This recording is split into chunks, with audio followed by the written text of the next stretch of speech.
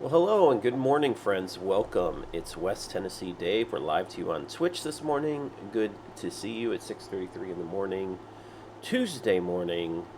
For those who are live here and those who are coming later on the VOD, hello, welcome. Good to see you as well. Hope you are excellent today. I initially wanted to go out to the pond to do the podcast and Bible story this morning, but the internet wasn't working out there, so back inside we go. Tis what it is. Tis what it is. Um,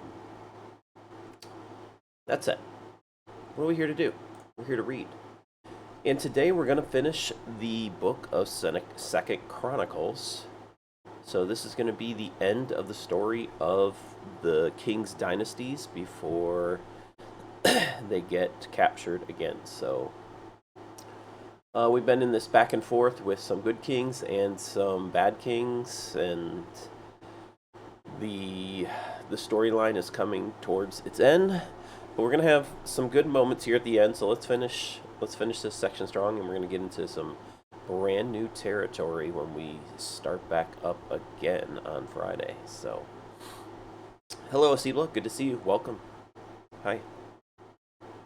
So let's get some water, and then we'll start.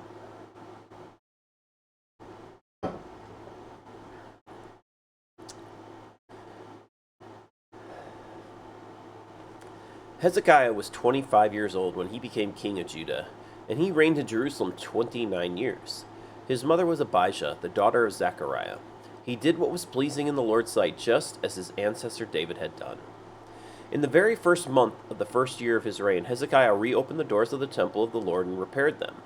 He summoned the priests and Levites to meet him at the courtyard east of the temple. He said to them, "Listen to me, you Levites. Purify yourselves and purify the temple of the Lord, the God of your ancestors. Remove all the defiled things from the sanctuary. Our ancestors were unfaithful and did what was evil in the sight of the Lord our God. They abandoned the Lord and his dwelling place. They turned their backs on him. They also shut the doors of the temple's entry room, and they snuffed out the lamps. They stopped burning incense and presenting burnt offerings at the sanctuary of the God of Israel. That is why the Lord's anger has fallen upon Judah and Jerusalem. He has made them an object of dread, horror, and ridicule, as you can see with your own eyes. Because of this, our fathers have been killed in battle, and our sons and daughters and wives have been captured. But now I will make a covenant with the Lord, the God of Israel, so that his fierce anger will turn away from us. My sons, do not neglect your duties any longer. The Lord has chosen you to stand in his presence, to minister to him, and to lead the people in worship and present offerings to him." Then these Levites got right to work. From the clan of Kohath, Mahatha, son of Amasai, and Joel, son of Azariah. From the clan of Merari, Kish, son of Abdi, and Azariah, son of Jahaliel. From the clan of Gershon, Joah, son of Zimmah, and Eden, son of Joah. From the family of Elisaphan, Shimri, and Jeiel. From the family of Asaph, Zechariah and Mattaniah. From the family of Heman, Jehiel and Shimei. From the family of Jeduthun, Shemaiah and Uzziel. These men called together their fellow Levites, and they all purified themselves. Then they began to cleanse the temple of the Lord, just as the king had commanded. They were careful to follow all the Lord's instructions in their work. The priests went into the sanctuary of the temple of the Lord to cleanse it, and they took out to the temple courtyard all the defiled things they found. From there, the Levites carted it all out to the Kidron Valley. They began to work in early spring. On the first day of the new year, and in 8 days they had reached the entry room of the Lord's temple. Then they purified the temple of the Lord itself, which took another 8 days. So the entire task was completed in 16 days. Then the Levites went to King Hezekiah and gave him this report. "We have cleansed the entire temple of the Lord, the altar of burnt offerings with all its utensils, and the table of the bread of the presence with all its utensils. We have also recovered all the items discarded by King Ahaz when he was unfaithful and closed the temple. They are now in front of the altar of the Lord, purified and ready for use." Early the next morning, King Hezekiah gathered the city officials and went to the temple of the Lord. They brought 7 bulls, 7 rams, and 7 male lambs as burnt offering. together with 7 male goats as a sin offering for the kingdom, for the temple, and for Judah. The king commanded the priests, who were descendants of Aaron, to sacrifice the animals on the altar of the Lord. So they killed the bulls, and the priests took the blood and sprinkled it on the altar. Next, they killed the rams and sprinkled their blood on the altar. And finally, they did the same with the male lambs. The male goats for the sin offering were then brought before the king and the assembly of the people, who laid their hands on them. The priests then killed the goats as a sin offering and sprinkled their blood on the altar to make atonement for the sins of all of Israel. The king had specifically commanded that this burnt offering and sin offering should be made for all of Israel. King Hezekiah then stationed the Levites at the temple of the Lord with cymbals, lyres, and harps. He obeyed all the commands that the Lord had given to King David through Gad, the king's seer, and the prophet Nathan. The Levites then took their positions around the temple with the instruments of David, and the priests took their positions with the trumpets. Then Hezekiah ordered that the burnt offering be placed on the altar. As the burnt offering was presented, songs of praise to the Lord were begun, accompanied by trumpets and other instruments of David, the former king of Israel. The entire assembly worshipped the Lord as the singers sang and the trumpets blew, until all the burnt offerings were finished. Then the king and everyone with him bowed down in worship. King Hezekiah and the officials ordered the Levites to praise the Lord with psalms written by David and by Asaph the seer. So they offered joyous praise and bowed down in worship. Then Hezekiah declared, "Now that you have consecrated yourselves to the Lord, bring your sacrifices and thanksgiving offerings to the temple of the Lord." So the people brought their sacrifices and thanksgiving offerings, and all whose hearts were willing brought burnt offerings too. The people brought to the Lord 70 bulls, 100 rams, and 200 male lambs for burnt offerings. They also brought 600 cattle and 3,000 sheep and goats as sacred offerings. But there were too few priests to prepare all the burnt offerings. So their relatives, the Levites, helped them until the work was finished, and more priests had been purified. For the Levites had been more conscientious about purifying themselves than the priests had been. There was an abundance of burnt offerings along with the usual liquid offerings, and a great deal of fat from the many peace offerings. So the temple of the Lord was restored to service, and Hezekiah and all the people rejoiced because of what God had done for the people, for everything had been accomplished so quickly. King Hezekiah now sent word to all Israel and Judah, and he wrote letters of invitation to the people of Ephraim and Manasseh. He asked everyone to come to the temple of the Lord at Jerusalem to celebrate the Passover of the Lord, the God of Israel.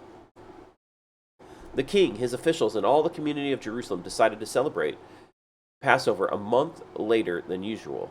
They were unable to celebrate it at the prescribed time because not enough priests could be purified by then, and the people had not yet assembled at Jerusalem. This plan for keeping the Passover seemed right to the king and all the people, so they sent a proclamation throughout all Israel, from Beersheba in the south to Dan in the north, inviting everyone to come to Jerusalem to celebrate the Passover of the Lord, the God of Israel. The people had not been celebrating it in great numbers as required in the law. At the king's command, runners were sent throughout Israel and Judah. They carried letters that said, "O people of Israel, return to the Lord, the God of Abraham, Isaac, and Israel, so that he will return to the few of us who have survived the conquest of the Assyrian kings. Do not be like your ancestors and relatives who abandoned the Lord, the God of their ancestors, and became an object of derision, as you yourselves can see. Do not be stubborn as they were, but submit yourselves to the Lord. Come to his temple, which he set apart as holy forever. Worship the Lord your God, so that his fierce anger will turn away from you. For if you return to the Lord, your relatives and your children will be treated mercifully by their captors, and they will be able to return to this land. For the Lord your God is gracious and merciful. If you return to him, he will not continue to turn his face from you." Hello, Soda Champ. Good to see you, by the way. At the same time, God's hand was on the people in the land of Judah, giving them all one heart to obey the orders of the king and his officials, who were following the word of the Lord. So a huge crowd assembled at Jerusalem in mid-spring to celebrate the festival of unleavened bread. They set to work and removed the pagan altars from Jerusalem. They took away all the incense altars and threw them into the Kidron Valley. On the 14th day of the second month, 1 month later than usual, the people slaughtered the Passover lamb. This shamed the priests and Levites, so they purified themselves and brought burnt offerings to the temple of the Lord. Then they took their places at the temple as prescribed in the law of Moses, the man of God. The Levites brought the sacrificial blood to the priests, who then sprinkled it on the altar. Since many of the people had not purified themselves, the Levites had to slaughter their Passover lamb for them to set them apart for the Lord. Most of those who came from Ephraim, Manasseh, Issachar, and Zebulun had not purified themselves. But King Hezekiah prayed for them, and they were allowed to eat the Passover meal anyway, even though this was contrary to the requirements of the law. For Hezekiah said, "May the Lord, who is good, pardon those who decide to follow the Lord, the God of their ancestors, even though they are not properly cleansed for the ceremony." And the Lord listened to Hezekiah's prayer and healed the people. So the people of Israel who were present in Jerusalem joyously celebrated the festival of unleavened bread for 7 days. Each day the Levites and priests sang to the Lord, accompanied by loud instruments. Hezekiah encouraged all the Levites regarding the skill they displayed as they served the Lord. The celebration continued for 7 days. Peace offerings were sacrificed, and the people gave thanks to the Lord, the God of their ancestors. The entire assembly then decided to continue the festival another 7 days, so they celebrated joyfully for another week. King Hezekiah gave the people 1,000 bulls and 7,000 sheep and goat for offerings, and the officials donated 1,000 bulls and 10,000 sheep and goats. Meanwhile, many more priests purified themselves. The entire assembly of Judah rejoiced, including the priests, the Levites, and all who came from the land of Israel, the foreigners who came to the festival, and all those who lived in Judah. There was great joy in the city, for Jerusalem had not seen a celebration like this one since the days of Solomon, King David's son. Then the priests and the Levites stood and blessed the people, and God heard their prayer from his holy dwelling in heaven. When the festival ended, the Israelites who attended went to all the towns in Judah, Benjamin, Ephraim, and Manasseh, and they smashed all the sacred pillars, cut down the Asherah poles, and removed the pagan shrines and altars. After this, the Israelites returned to their own towns and homes. Hezekiah then organized the priests and Levites into divisions to offer the burnt offerings and peace offerings, and to worship and give thanks and praise to the Lord at the gates of the temple. The king also made a personal contribution of animals for the daily morning and evening burnt offerings, the weekly Sabbath festivals, the monthly new moon festivals, and the annual festivals as prescribed in the law of the Lord. In addition, he required the people in Jerusalem to bring a portion of their goods to the priests and Levites, so they could devote themselves fully to the law of the Lord. When the people of Israel heard these requirements, they responded generously by bringing the first share of their grain, new wine, olive oil, honey, and all the produce of their fields. They brought a large quantity, a tithe of all they produced. The people who had moved to Judah from Israel, and the people of Judah themselves, brought in the tithes of their cattle, sheep, and goats, and the tithe of the things that had been dedicated to the Lord their God, and they piled them up in great heaps. They began piling them up in late spring, and the heaps continued to grow until early autumn. When Hezekiah and his officials came and saw these huge piles, they thanked the Lord and his people Israel. "Where did all this come from?" Hezekiah asked the priests and the Levites. And Azariah, the high priest from the family of Zadok, replied, "Since the people began bringing their gifts to the Lord's temple, we have had enough to eat and plenty to spare. The Lord has blessed his people, and all this is left over." Hezekiah ordered that storerooms be prepared in the temple of the Lord. When this was done, the people faithfully brought all the gifts, tithes, and the other items dedicated for use in the temple. Conaniah the Levite was put in charge, assisted by his brother Shimei. The supervisors under them were Jehiel, Azahiah, Nahathan, Ashiel, Jeremoth, Jozabad, Eliel, Ismachiah, Mattah, and Benaiah. These appointments were made by King Hezekiah and Azariah, the chief official in the temple of God. Kori, son of Imnah the Levite, who was the gatekeeper at the east gate, was put in charge of distributing the voluntary offerings given to God, the gifts, and the things that had been dedicated to the Lord. His faithful assistants were Eden, Miniamin, Jeshua, Shemaiah, Amariah, and Shechaniah. They distributed the gifts among the family of priests in their towns by their divisions, dividing the gifts fairly among old and young alike. They distributed the gifts to all males 3 years old or older, regardless of their place in the genealogical records. The distribution went to all who would come to the Lord's temple to perform the daily duties according to their divisions. They distributed gifts to the priests who were listed by their families in the genealogical records, and to the Levites 20 years old or older who were listed according to their jobs and their divisions. Food allotments were also given to the families of all those listed in the genealogical records, including their babies, wives, sons, and daughters, for they had all been faithful in purifying themselves. As for the priests, the descendants of Aaron, who were living in the open villages around the towns, men were appointed by name to distribute portions to every male among the priests and to all the Levites listed in the genealogical records. In this way, King Hezekiah handled the distribution throughout all Judah, doing what was pleasing and good in the sight of the Lord his God.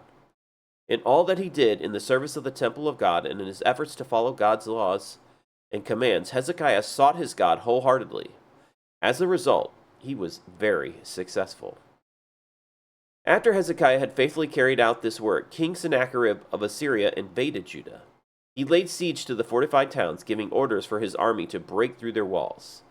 When Hezekiah realized that Sennacherib also intended to attack Jerusalem, he consulted with his officials and military advisors, and they decided to stop the flow of the springs outside the city. They organized a huge work crew to stop the flow of the springs, cutting off the brook that ran through the fields. For they said, "Why should the kings of Assyria come here and find plenty of water?" Then Hezekiah worked hard at repairing all the broken sections of the wall, erecting towers, and constructing a second wall outside the first. He also reinforced the supporting terraces in the city of David and manufactured a large number of weapons and shields. He appointed military officers over the people and assembled them before him in the square at the city gate. Then Hezekiah encouraged them by saying, "Be strong and courageous. Don't be afraid or discouraged because of the king of Assyria or his mighty army, for there is a power far greater on our side. He may have a great army, but they are merely men. We have the Lord our God to help us and to fight our battles for us." Hezekiah's words greatly encouraged the people.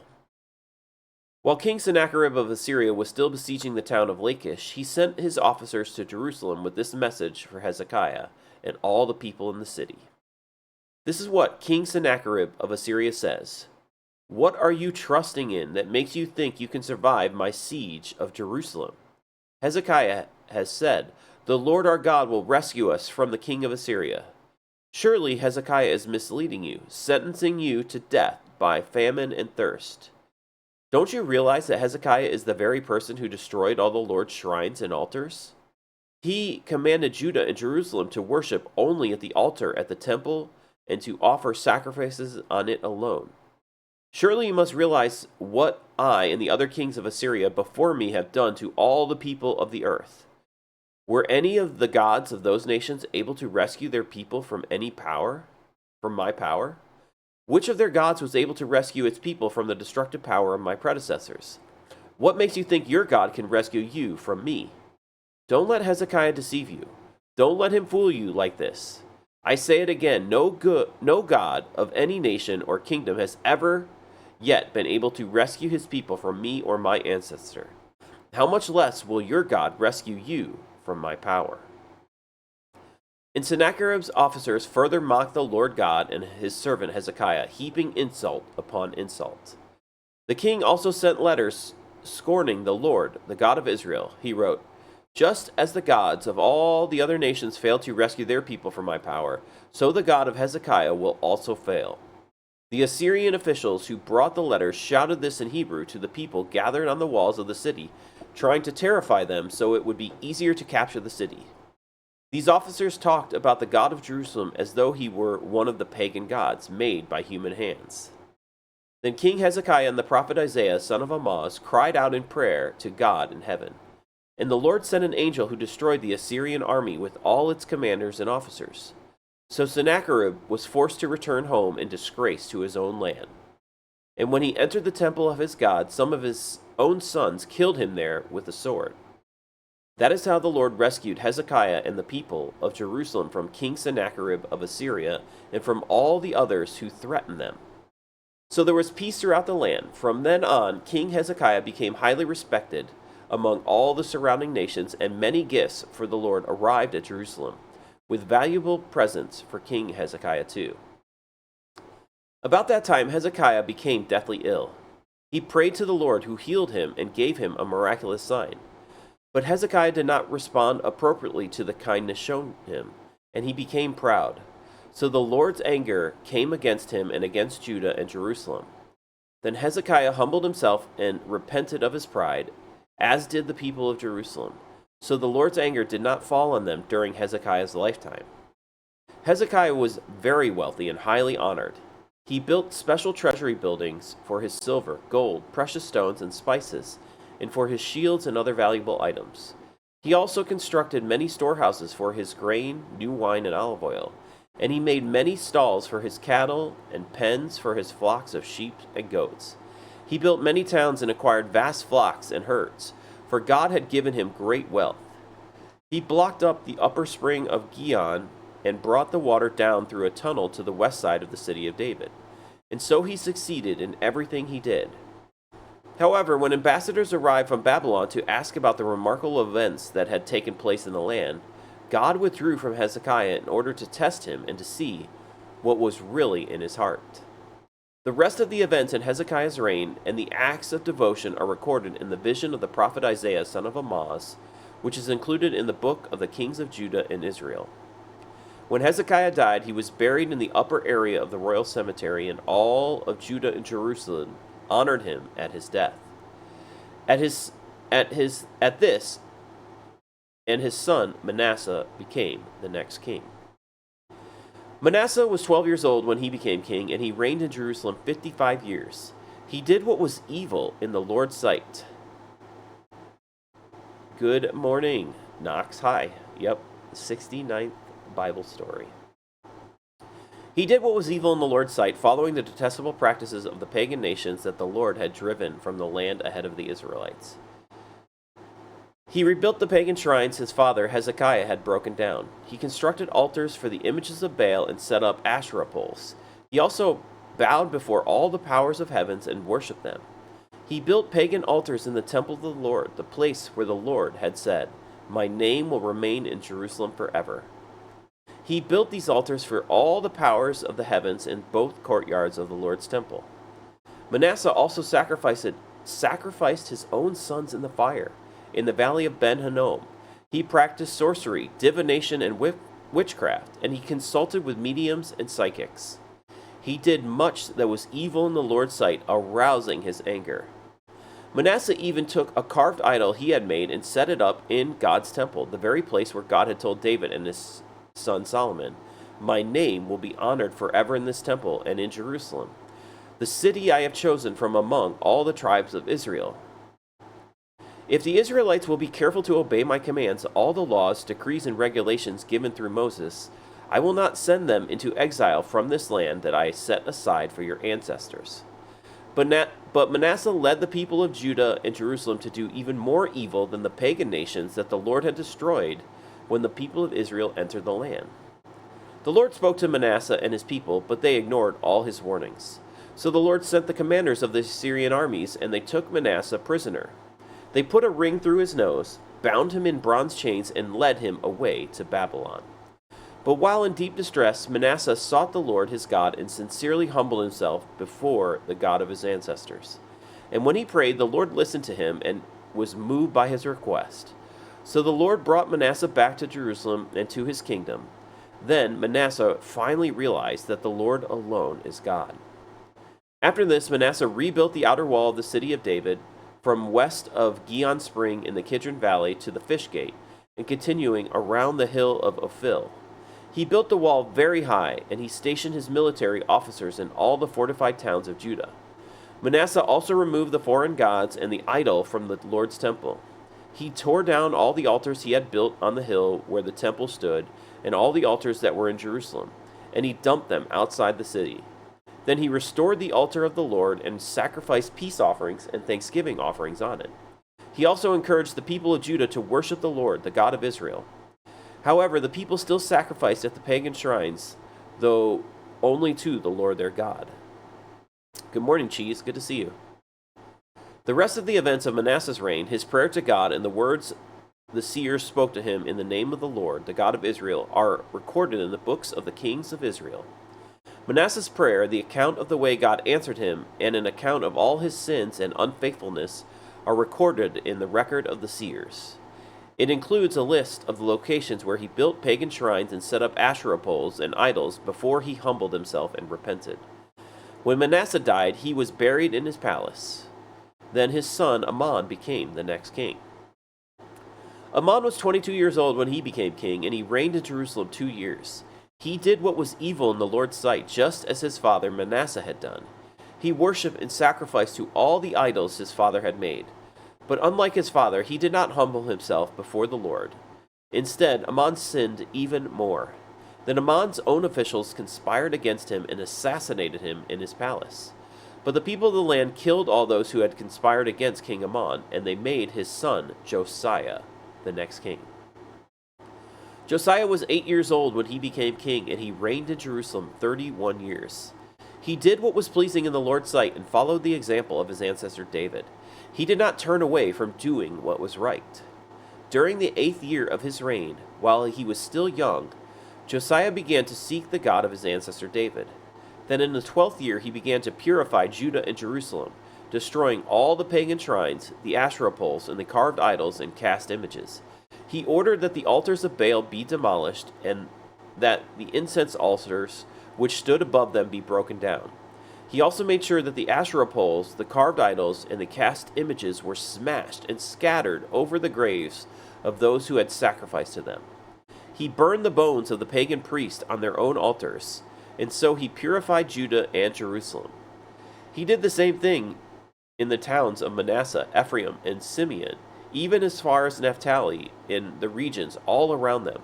He destroyed the pagan altars and the Asherah poles, and he crushed the idols into dust. He cut down all the incense altars throughout the land of Israel. Finally, he returned to Jerusalem. In the 18th year of his reign, after he had purified the land and the temple, Josiah appointed Shaphan, son of Azaliah, Messiah, the governor of Jerusalem, and Joah, son of Joash, the royal historian, to repair the temple of the Lord his God. They gave Hilkiah the high priest the money that had been collected by the Levites who served as gatekeepers at the temple of God. The gifts were brought by the people from Manasseh, Ephraim, and from all the remnant of Israel, as well as from all Judah, Benjamin, and the people of Jerusalem. He entrusted the money to the men assigned to supervise the restoration of the Lord's temple. Then they paid the workers who did the repairs and renovation of the temple. They hired carpenters and builders who purchased finished stone for the walls and timber for the rafters and beams. They restored what earlier kings of Judah had allowed to fall into ruin. The workers served faithfully under the leadership of Jahath and Obadiah, Levites of the Merarite clan, and Zechariah and Meshullam, Levites of the Kohathite clan. Other Levites, all of whom were skilled musicians, were put in charge of the laborers of the various trades. Still others assisted as secretaries, officials, and gatekeepers. While they were bringing out the money collected at the Lord's temple, Hilkiah the priest found the book of the law of the Lord that was written by Moses. Hilkiah said to Shaphan, the court secretary, "I have found the book of the law in the Lord's temple." Then Hilkiah gave the scroll to Shaphan. Shaphan took the scroll to the king and reported, "Your officials are doing everything they were assigned to do. The money that was collected at the temple of the Lord has been turned over to the supervisors and workmen." Shaphan also told the king, "Hilkiah the priest has given me a scroll." So Shaphan read it to the king. When the king heard what was written in the law, he tore his clothes in despair. Then he gave these orders to Hilkiah, Ahikam, son of Shaphan, Akbor, son of Micaiah, Shaphan the court secretary, and Asaiah, the king's personal advisor. "Go to the temple and speak to the Lord for me and for all the remnant of Israel and Judah. Inquire about the words written in the scroll that has been found. For the Lord's great anger has been poured out on us because our ancestors have not obeyed the word of the Lord. We have not been doing everything this scroll says we must do." So Hilkiah and the other men went to the new quarter of Jerusalem to consult with the prophet Huldah. She was the wife of Shullam, son of Tikva, son of Haras, the keeper of the temple wardrobe. She said to them, "The Lord, the God of Israel, has spoken. Go back and tell the man who sent you, this is what the Lord says. I'm going to bring disaster on this city and its people. All the curses written in the scroll that was read to the king of Judah will come true. For my people have abandoned me and offered sacrifices to pagan gods, and I am very angry with them for everything they have done. My anger will be poured out on this place, and it will not be quenched. But go to the king of Judah who sent you to seek the Lord and tell him, this is what the Lord, the God of Israel, says concerning the message you have just heard. You were sorry and humbled yourself before God when you heard his words against the city and its people. You humbled yourself and tore your clothing in despair and wept before me in repentance. And I have indeed heard you, says the Lord.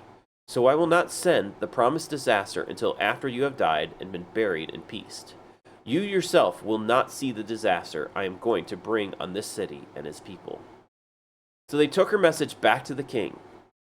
Then the king summoned all the elders of Judah and Jerusalem, and the king went up to the temple of the Lord with all the people of Judah and Jerusalem, along with the priests and the Levites, all the people from the greatest to the least. There the king read to them the entire book of the covenant that had been found in the Lord's temple. The king took his place of authority beside the pillar and renewed the covenant in the Lord's presence. He pledged to obey the Lord by keeping all his commands, laws, and decrees with all his heart and soul. He promised to obey all the terms of the covenant that were written in the scroll, and he required everyone in Jerusalem and the people of Benjamin to make a similar pledge. The people of Jerusalem did so, renewing their covenant with God, the God of their ancestors. So Josiah removed all the detestable idols from the entire land of Israel and required everyone to worship the Lord their God. And throughout the rest of his lifetime, they did not turn away from the Lord, the God of their ancestors. Then Josiah announced that the Passover of the Lord would be celebrated in Jerusalem, and so the Passover lamb was slaughtered on the 14th day of the first month. Josiah also assigned the priests to their duties and encouraged them in their work at the temple of the Lord. He issued this order to the Levites, who were to teach all Israel and who had been set apart to serve the Lord. Put the holy ark in the temple that was built by Solomon, son of David, the king of Israel. You no longer need to carry it back and forth on your shoulders. Now, spend your time serving the Lord your God and his people Israel. Report for duty according to the family divisions of your ancestors, following the directions of King David of Israel and the directions of his son Solomon. Then stand in the sanctuary at the place appointed for your family divisions and help the families assigned to you as they bring their offerings to the temple. Slaughter the Passover lambs, purify yourselves, and prepare to help those who come. Follow all the directions that the Lord gave through Moses. Then Josiah provided 30,000 lambs and young goats for the people's Passover offerings, along with 3,000 cattle, all from the king's own flock and herds. The king's officials also made willing contributions to the people, priests and Levites.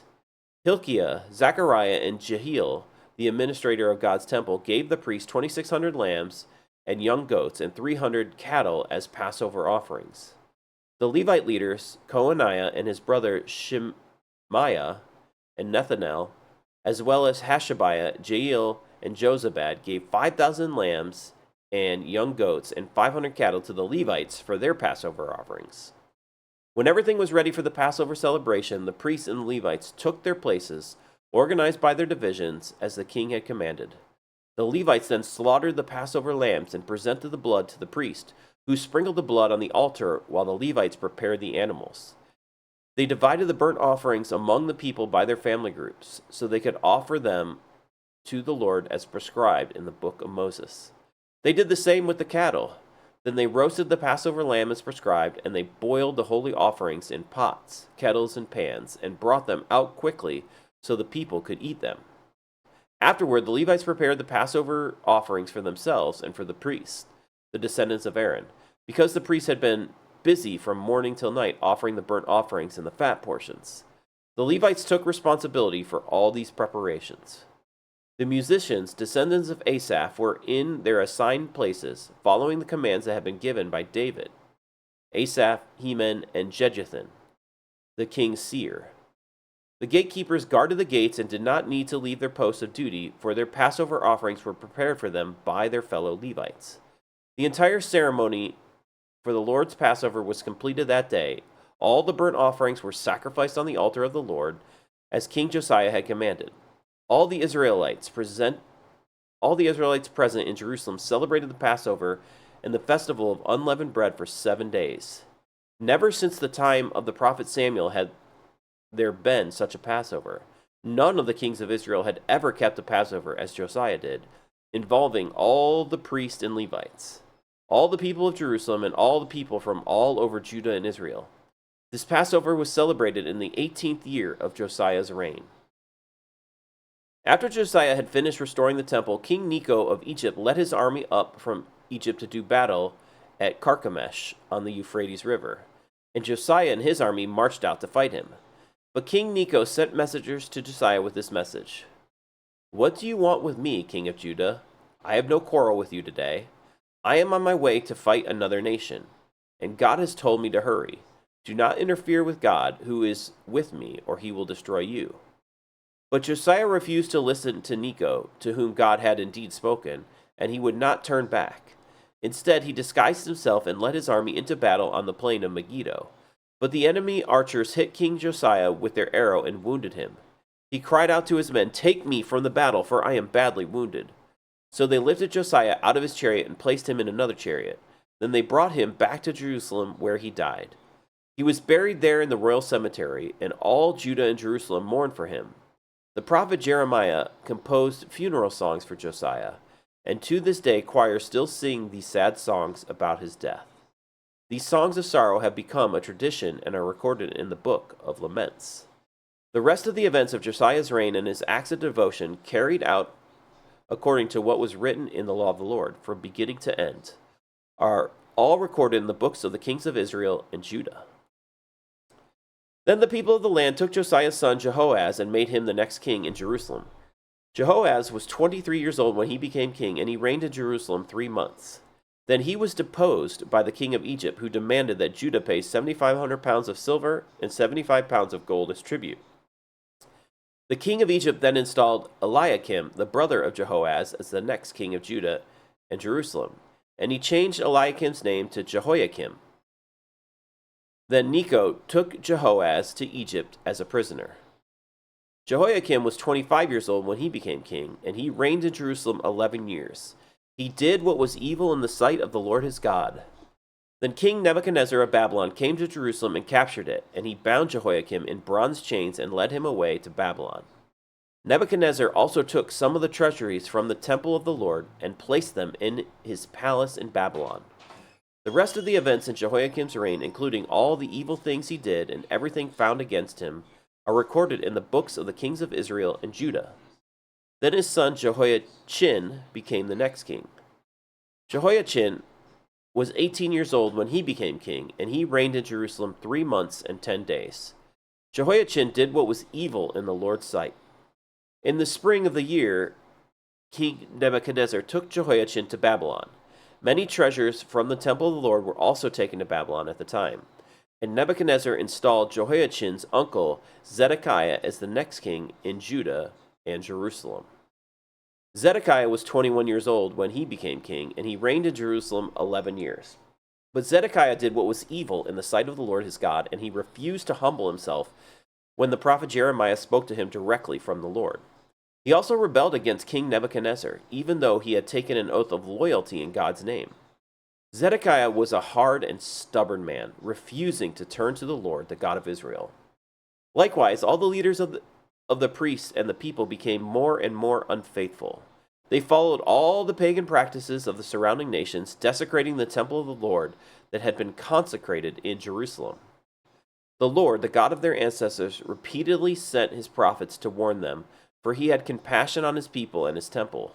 But the people mocked these messengers of God and despised their words. They scoffed at the prophets until the Lord's anger could no longer be restrained and nothing could be done. So the Lord brought the king of Babylon against them. The Babylonians killed Judah's young men, even chasing after them into the temple.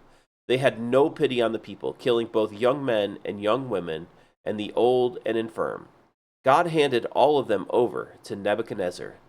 The king took home to Babylon all the articles, large and small, used in the temple of God, and the treasures from both the Lord's temple and from the palace of the king and his officials. Then his army burned the temple of God, tore down the walls of Jerusalem, burned all the palaces, and completely destroyed everything of value. The few who survived were taken as exiles to Babylon, and they became servants to the king and his sons until the kingdom of Persia came to power. So the message of the Lord spoken through Jeremiah was fulfilled. The land finally enjoyed its Sabbath rest, lying desolate about until the 70 years were fulfilled, just as the prophet had said. In the first year of King Cyrus of Persia, the Lord fulfilled the prophecy he had given through Jeremiah. He stirred the heart of Cyrus to put this proclamation in writing and to send it throughout his kingdom. This is what King Cyrus of Persia says. The Lord, the God of heaven, has given me all the kingdoms of the earth.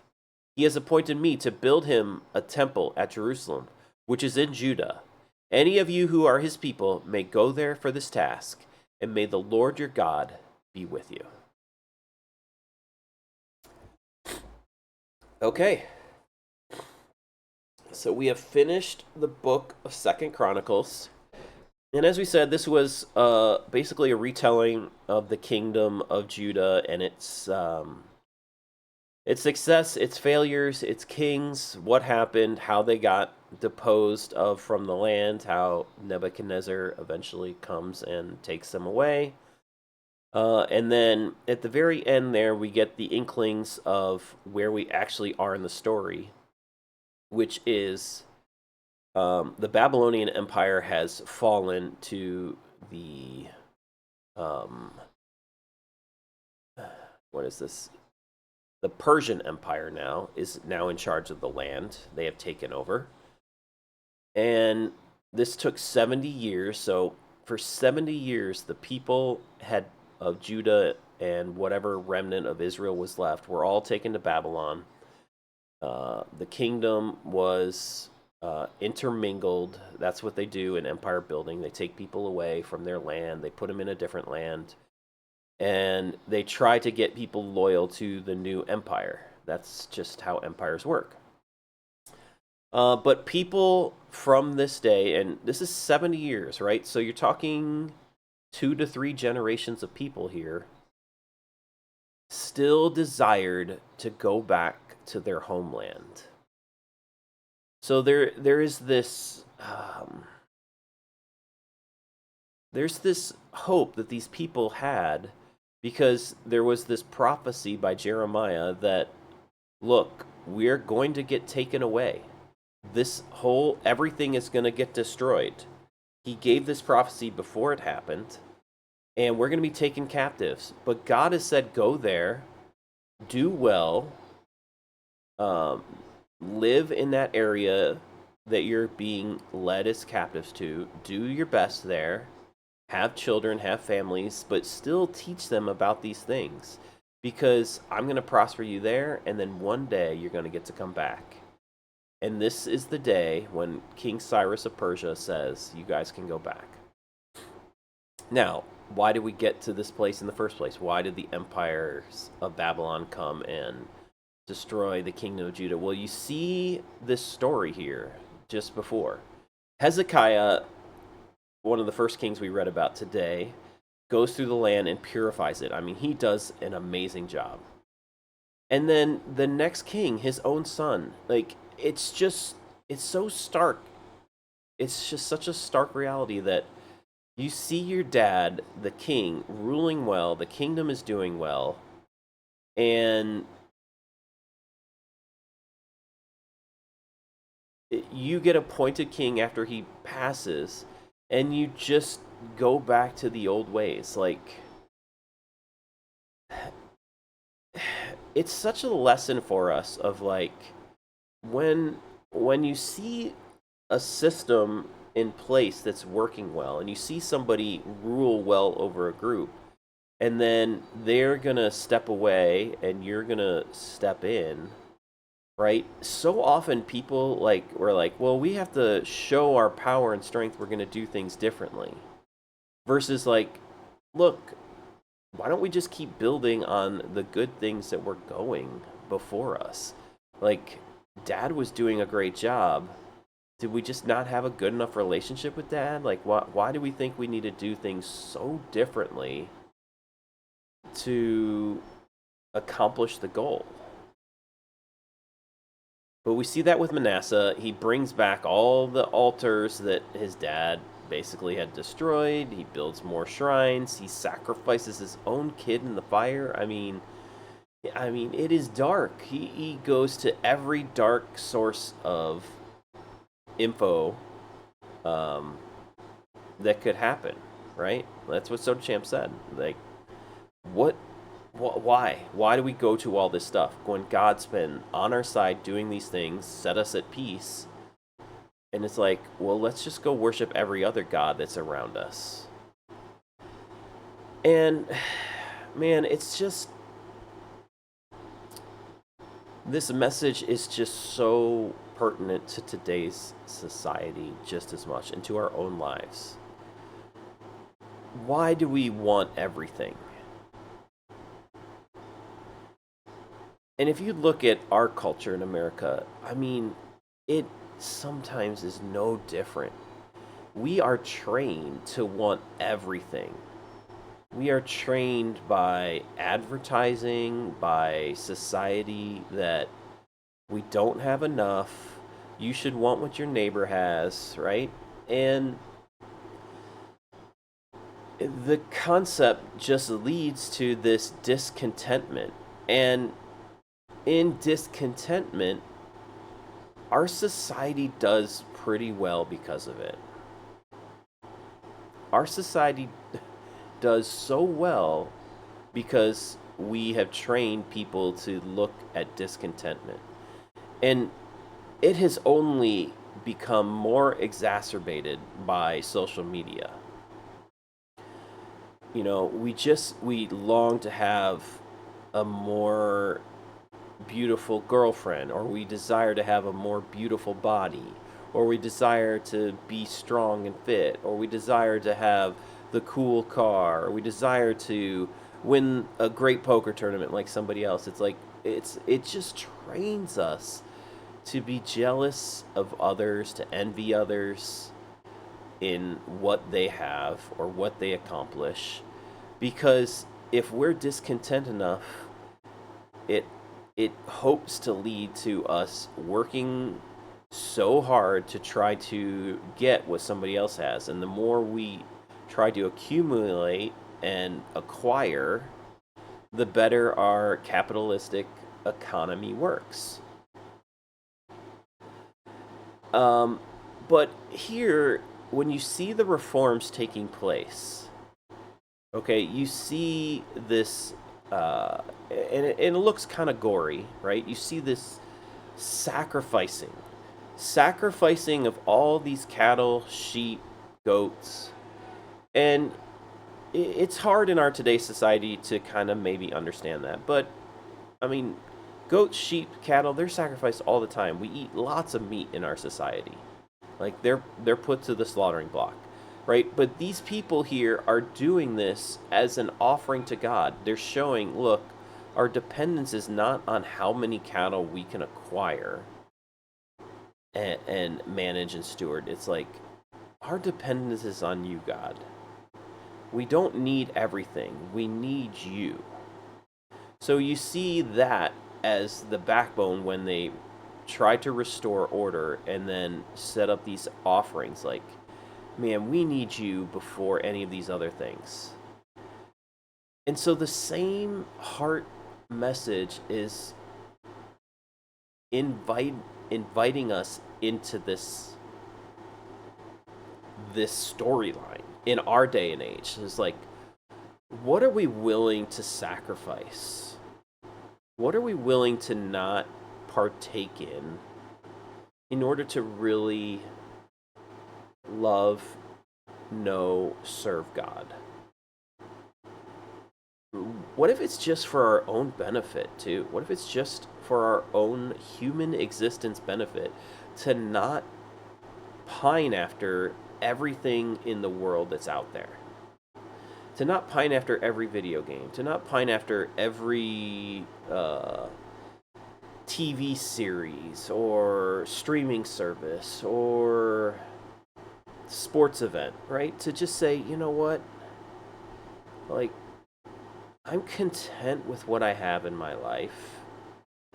And I want to spend my time and my energy loving those close to me, loving my family, loving those who God has put in my circle, and not like I've got to just become always better. Like, I'm not content with myself, so I always have to become better.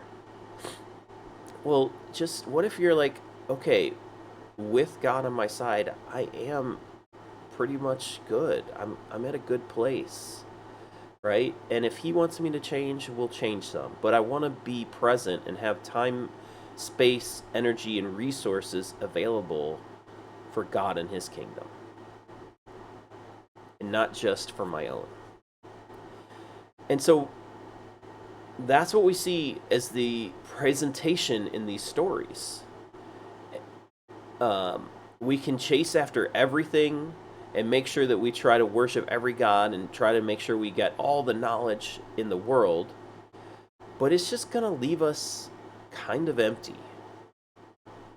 Or we can, like, simplify ourselves a little bit and say, I have an opportunity to simplify my life, and it will be to my benefit. The choice is yours, right? The choice is ours every day. And so we have to just acknowledge the reality of our lives. We can't really change the culture we live in. Often we don't have that much influence. What we can do, though, is change the culture and what we perceive in our own lives and those of the lives of those really close to us, because we're going to partner with them and, like, we're doing this together. So if you don't want the constant spin wheel, well, get off the spin wheel. Get off it. And find some peace just saying, I don't have to go after everything. I don't have to. Okay, that's where we're going to leave it today with this. Because what happens at the end of the day, like, God's anger gets poured out. You get sent into captivity for generations. Generations get sent into captivity. And yes, the king Cyrus says those that want to go back and rebuild and start the journey over to try again can do it. But how many are going to? When empires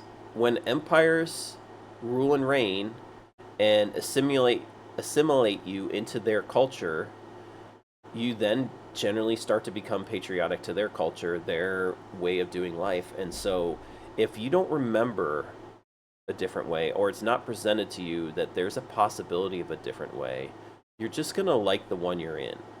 And maybe you like the one you're in, and that's fine. But is the culture you're in bringing you to God? And that's the question you have to leave yourself with today. And we've gone for quite a while today, almost an hour. So I'm going to wrap it up there. Thank you for being here, everyone. I really appreciate it. I appreciate you guys hanging out, hearing these stories. We're going to get into some new territory when we start back up on Friday with the new part of this story. We're going to get into a new book where they are coming home. And what are they going to do when they come home? What do you think these people are going to do when they come back to this land? What is going to be their heart and their intention for those that hear this message from the King Cyrus of Persia, that they can come back and rebuild this temple? So we'll see. We'll see how this goes. We'll see how this relates to our own lives.